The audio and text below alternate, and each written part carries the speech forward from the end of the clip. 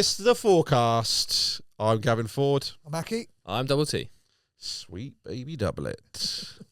Talking of sweet baby doublet, Ak. Yeah. You've brought a new record out. Yep. And it's your most popular record so far, isn't it? Yeah, in terms of first couple of weeks, it's smashed anything else I've released out the park. It's doing double the amount of streams you normally do, isn't it? Yeah. In fact, let's we'll come back to that. We'll come back to how you've done that, because otherwise we're giving away all the sauce in the first 3 minutes of this podcast. Cool. So we released Sounds of Southampton album. Yep. Which Owen's doubly successful song was on. Yep. Was that the reason why it did double streams? We'll find out later. That's the fourth Sounds of Southampton album we've done. Our fourth Sounds, for those that don't know, Sounds of Southampton is an album where we give artists the money, the resources to release their music for the very first time, or in this case, we give them added resources to people that are already releasing music. We did some bands this year, which we've never done. We do rappers, singers, producers. We like to put people together. So like the singer from Southampton that Owen did a song with. Madeline. And then the year before we did Ashton with Shannon B, who's from Southampton. So yeah, I think last year we've kind of tested the waters for working with people who've already put stuff out, teaming up producers and singers. And then this year was like a step on from that, with obviously Ashton, myself, other people on the label, incorporating the bands. And I think so far it's worked pretty well. Yeah, I mean it's a great showcase for the music in Southampton, and to be honest, it's a very unique program that wasn't around when we were starting up. Well, obviously, everything we do is we're trying to do things that weren't around when we start up to help artists, from our record labels to this initiative to everything. Is how can we? What would we have needed as artists? We would have needed money. We would have needed support. People to tell us what to do. So that's what we try and set up, Hack, isn't it? It is. Do you think any other cities do this? I haven't really seen No, we do have messages from other people asking if we can do it in other cities, but basically it's Arts Council funded. So you put in a bid, which we work with a charity called SoCo Music. Right. So they do all the applications, and then we just help them put the album together. But it's good to bring a city together and bring out artists who might not know how to, showcase their music and stuff like that. So we've obviously got some good artists from it over the years, haven't we? And worked with. Milson from Fats and Milson was on number 2. Yeah, he's doing very well now. Lash was on number 2, who got a record on FooRcast. He's got a record coming out on FooRcast. So that's a couple of early examples. Obviously, Ashton we're working with already. There's vocalists and stuff. Shannon B, Melina Green, Sam Flim. Yeah, we found Shane. Yeah, we found some brilliant ones. And so the format does work, doesn't it? There's a yeah. I mean, we're talking of slightly changing the format next year to be even more helpful. Keep your eyes peeled. If you are a music artist in Southampton, if you're dreaming of being one, or whether you have been for years trying, definitely keep an eye on this podcast on our socials. We are FooR or SO Movement, because the next one is for you. But what I really like about the whole process, because I've been part of the last 3 albums behind the scenes, and then obviously was a track on the album as well. But if I was a new artist, I might be hesitant to send music if I haven't got music finished, or I don't have the facilities to get things properly mixed or mastered. But we've taken tracks which have been from voice notes that people have sent us. Yeah, that's and correct. Been able to give them studio time and feedback and help with mixes and things like that. Yeah, to give them a platform to release their first ever track. Yeah, one of the songs, there was someone recording a voice note, and they even stop and laugh in the middle halfway through, because but you can hear that the song is good. You can hear that the voice is good. You can hear like that, and as you say, that's a very good point. So yeah, even if you haven't got the ability to record a proper demo, don't let that put you off. But again, I think that's what our label. Our labels are very much built on helping artists develop, and from that rough stage for Sounds of Southampton. But this year we've implemented a mentorship program, but it's not like we were going to really advertise it and get people to send stuff in. But now we just had some artists that have emailed in and you're like, oh, this is really, really good. If we gave you some lessons, or if we taught you, then it would be exceptional. Which is kind of started with Ashton, but that was So when he was 11. But it was more like, oh wow, we'll help you because you're 11 and you're really talented. Yeah, he's been the OG mentorship beneficiary, kind of, because he's been from the start where now our resources, even to when he was 11, so what was that, 5 years ago, we've already built so much more in terms of connection, in terms of things that we can offer people. Yeah, I think it's really and it's really rewarding to see someone like him that's come through, and his stuff is like, well, he literally is one of the best garage producers in the world. I'm not just saying it. Like, he's like, every time we hear new music from him, it sounds, we say it all the time, I can't believe he's only 16 because the stuff he's producing is it's ahead of his time, and it's also got like an old school kick to it as well. Which the way he understands the sound, the old school sound. Yeah, and we haven't actually helped him, or he hasn't needed any help from us, sort of technically, in about 3 or 4 years. He probably insane. From about 12 he mastered, like, Yeah. I say we had him from 11, but it wasn't like he was in every week thing. Like, he got it really quickly. We still give him guidance musically in certain things. Which we obviously we help him out from a thing, but sort of technically he knows everything. Like, he's on the verge of teaching us. Yeah. Well, Aki, you've been in the studio with him. Has he taught you anything? I wish he would. Teach Aki some things or two. Yeah, it's an unbelievable experience, actually, and how quick he works as well, and his knowledge of his way around logic and stuff. It's just like, how can you be 16 and know? Yeah, no, he's super talented. So, but Link, obviously we've obviously done that with, so going back to O-Dog and his doubly successful record. Yeah.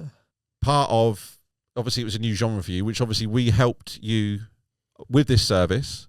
We helped you develop. Why don't you tell us what led to the change of music, your change of genre, and what you did and how our label helped you? Yeah, so I think, because this is all stuff that we've spoken about on previous podcasts, but sort of putting it into a timeline, is at the start of last year I had lots of bassline music ready to go. So throughout the year that was scheduled, and that serviced all my releases from January all the way to December. But when I was making new stuff, I found myself experimenting more with drum and bass, and that's probably because I was listening to and enjoying more new drum and bass. And when I was going to raves, I was predominantly going to drum and bass raves and enjoying music there, enjoying artists and getting inspired from there. And I couldn't pin down exactly when or how, but something clicked when I was producing, and suddenly like the production and the arrangement of drum and bass made more sense to me. So I spoke to you guys and said that I'd been making some drum and bass, as my mix downs weren't as clean as they can be on a bassline tune. Asked if John could help me out with his advice service, which is obviously through the mentorship thing, and he gave back some detailed stuff, and I was sort of didn't know if I'd send him one track, would he say how I fix that track, and I'd have to send him the next one. But his advice is really thorough and taken like lessons from that. Yeah, if you are an artist not on our label, if you go to John Doe, JONDOE.net, or it's John Doe. If you search John Doe CLSM Mastering, we'll put the link in the info. He does 2 services. He does a £5 advice service, which is basically he'll listen and give you like 2 sentences, but he does like an advice service where he'll go through your track and he'll do you a video and he'll explain to you exactly what's going wrong. If you're on our label or you're being mentored, then we provide this as a label for free. But if you're not, fear not, you can go onto his thing, and it's definitely worthwhile, because it's once you have it, after a few tracks, you should pick it up, and then you don't need to do it for every single track. But then obviously that's the glory of the video one's a bit more expensive, but then afterwards after a couple you should only need I think it's £5 for the advice, which is invaluable really, and you should get it for producers. I highly recommend using it if you're not happy with your mix or your masters, stuff like that. Even if you are, just see get a like a very well trained set of ears on. He also does mixing, mastering, everything you need for your audio goodness. This is not an ad. This is not an ad. But it obviously is. But no, he hasn't told us to say that. That is just how. But as part of the label, that's something we offer as part of it. So label, as well as getting artists and putting them in with other people, or giving us giving advice on what we think you should do you know. Yeah, and that's definitely the thing I think that's helped me up my production the most is those detailed feedback things. So then, and I get him to master all of my stuff as well, because I think you should, you should get all your music mastered by one person, so it has the same sort of. I feel like £5 from you going to that level, just going up that level was totally Oh worth yeah, it. big time. Like anyone can send you a sentence saying your drums need work, but yeah, this is real detailed. Yeah, if you're getting a 20-minute video and breaking it down is really helpful. So also the mastering, as obviously you should get mastered. The mastering is only £11, I think. So you but you can get a lot of software now that does mastering for you, but it's okay. Like if you do something on Friday and you've got a gig Friday night, it's fine, I'd say, for that. Yeah. But if you're actually going to put records out, I would recommend going for someone like him who knows what he's talking about, who's actually going to get the best out of your records. And you can even sort of say you've got the service to ask advice to why the record is going to sound better, what makes it sound better. Then the software isn't quite there for me. And he loves that stuff as well. So if you ask him a question, he'll be happy to. He loves it. Yeah. He loves it. So yeah, check him out. But yeah, that's part of our service. We've gone very much into that, and I think it's I just take a lot of pleasure in watching the artists develop and there's music getting better, and you know we get UKF premieres and deep rock premieres, the first radio plays, the starting to get artist gigs. It's just great to watch, and like especially some of the artists that started with us, you know, starting to like tour parts of the rest of the world, and like it's really really really beautiful to see. So it's yeah. So but we've really spent extra time investing in developing artists' production, which Owen, or Double T as he's known to, is starting to feel the benefits from. So one thing. So that's what you changed your genre. Yeah. So you've gone to us / John Doe for your mixdown advice. Yeah. So that's everything in terms of the music, and then the other thing I looked at was the social media. What was I doing? And I was posting sort of 2 times a week, 3 times a week. Previously, previously, and on a release week, I'd post every day, and then maybe 2-3 times a week after that. Not necessarily always pushing the release, just promoting myself. But I saw a TikTok where someone said that like blowing up on TikTok is like entering a lottery, but you've got unlimited entries every time you post. Yeah. There's your chance, and that kind of clicked with me. And if you look at people like Selector, Jackham, Banquet, they're all people who have just put in the graft and posted every day, and it has taken off for them. So I thought, let's get consistent on that, and I've been posting every day, bar weekend sometimes, because I know socials. Because you're out, because you're a social butterfly, and because people are less active at the weekends. Yep. But I started posting, and I sort of thought, what can you post when you're not promoting your music, and showcase a bit more of my DJing and things like that, so people will see that I'm DJing drum and bass, and we'll make that link there. And then about a month before the track was released, that's when I started posting my first clips of it. And it's just all the stuff you've seen a million times before, like, should I release this? Just been in the studio, need a vocalist for this, etc. All the stuff that we do and tell our artists to do. And then release day came and started breaking my records. So all you've done different is you've done a month before as opposed to a week before, and you've done every single day afterwards as opposed to just 1 or 2 times 1 week after. Yeah, I think people neglect how powerful it is to promote something once it's already come out, because it's so easy to go, this is coming out, and then it's out, and just assume people are going to go and find it. You need to assume that people haven't yet seen it, and you can direct them directly to it once it's out. So for at least 2 weeks after that, every day I still posted. And is all this content just all doing steady numbers, or is some of it doing really well? Like, what was it like? I one of my posts was actually about that, because I went through a stage where I posted every day for a week and a half, and I was in that like 200 jail that people talk about on TikTok, and 200 views, and sort of thinking maybe I need to think about this again, or maybe I should just stop posting and give it a break and give the algorithm time to catch up.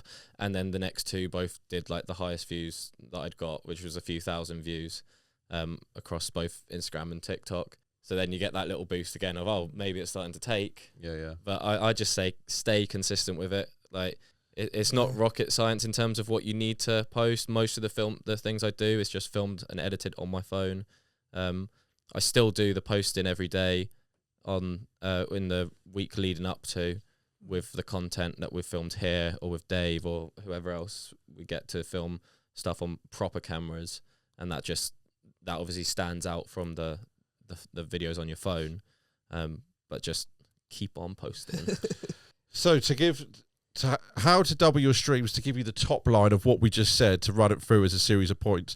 The first one is to spend time on your music and your production and get it sounding crisp, polished, and go get advice. Speak to other producers. If you've got the money, go to johndoe.net and get the advice, but get it to a point where you go, right, this is the best this music can sound.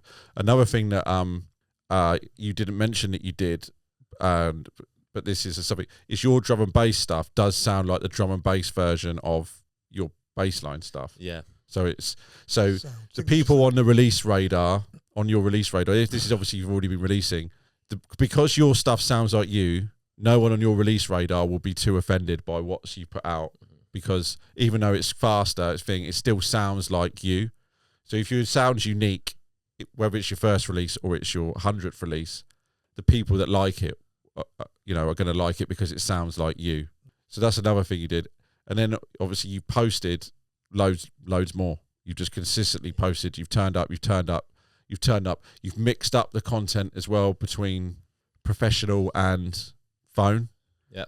Also, the singer Madeline has done loads. She's been amazing. We did for the professional content, we did a content day with the other Sounds of Southampton guys, and got her in the room with the decks. She had a microphone, and Jacob behind the camera said, right, just going to perform it into this one take, and she absolutely smashed it. I said, have you done much video content before? She said, no, never before. I couldn't believe it. She was natural. Yeah.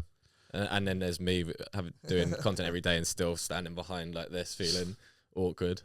So those are all rules that you can do for free. I would say another good thing you can do to improve and learn is do collabs with people, because they'll know stuff that you don't know, and vice versa, and it's good. That obviously Madeline is a singer from Southampton, and then there's two people doing content. She's done pretty much every day as well, hasn't she? Yeah. So now you've got two people posting every single day, and it might only seem small, but if you get, and if you collabed with another producer from Southampton and another singer, and there's three people, not that you have to just keep collabing, but also you learn from people. I never knew that. There's certain things. That's the thing. Sounds of Hampton. My next track, which comes out in May, is with another artist, Arlo Starr, who was on Sounds of Hampton. Yeah. I've been chatting with one of the rappers on the album who wants to get in the studios as well. So it's helped build a little community there, which is what we wanted to do. Well, yeah, and we are four people from Southampton. Yeah. We are four people that have got four different sets of skills, and we started as a collab. Yeah, and also we get lots of emails from artists, and it might not quite be a level, but we do offer a mentorship, don't we? Now, like with Tengu. But we offer people, like, if people are close and there's something we can see them, and there's things that we look for. Yeah. Then we will give them production lessons. Yeah. As well as the advice from the mastership with people from the label. Tengu does a lot of the lessons. If I don't think he hasn't got a website like John, but so don't be afraid. I'm saying, don't be afraid if you think your stuff sounds good, but it's not quite where it needs to be. Don't be afraid to send it to us, because I mean that's the thing. We can see potential. For upcoming artists, I know when I first started producing, I was kind of nervous to send people stuff to receive the criticism. But as soon as you realise that they are trying to help you, that's like the biggest breakthrough. Yeah, don't be afraid to send it to people and get some sort of... our labels are built off Mr. Jam feedback in 2009 when we were making dubstep under a different name, and he did a review show, and then we emailed him and said, we just listened to you review this dubstep record. Our dubstep record we sent you is much better.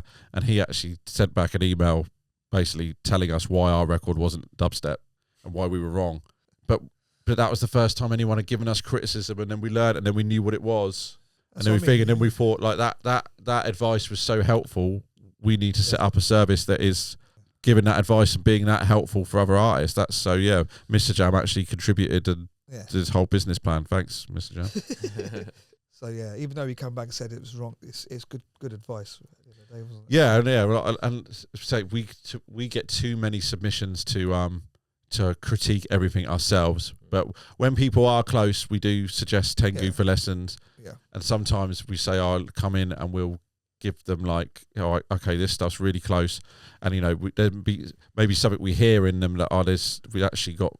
It's probably going to be a collection of music that we like, and then go, actually, we'll develop you ourselves and we'll put you other artists on the label. Yeah. But yeah, I wish we could go through and help everyone, but I think that's been the thing from day one, is that with the labels, you didn't have anyone there to like help you guys, so you want to help as many people as possible. We tried to help as many people we can, and like anyone who's like on the label now, like me, Tengu, Ashton, people like that, whoever, I think there's very little that if they said, "Can you help me with that? Can you do this? Can we do that?"